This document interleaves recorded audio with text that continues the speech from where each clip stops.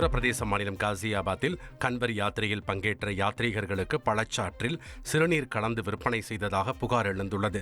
காசியாபாத்தில் உள்ள மீரட் சாலையில் உள்ள டெல்லி ஜூஸ் கார்னரில் மஞ்சள் நிற திரவம் கலந்த பாட்டிலை மக்கள் கைப்பற்றிய நிலையில் அங்கு பழச்சாற்றில் சிறுநீர் கலந்ததாக குற்றச்சாட்டு எழுந்துள்ளது.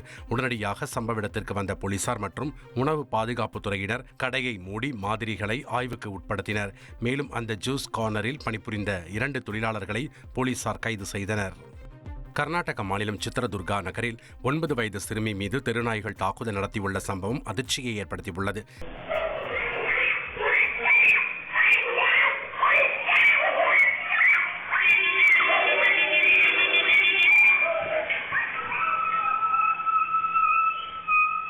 அந்த சிறுமி தனது நண்பர்களுடன் விளையாடச் சென்ற போது 2 தெருநாய்கள் சிறுமியை துரத்தி கடித்துள்ளன.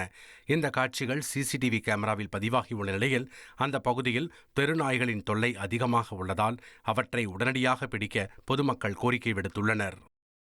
உங்கள் தந்திவன் தொலைக்காட்சியில் காவலன் வியாழந்தோறும் இரவு 8 மணிக்கு காணத் தவறாதீர்கள்.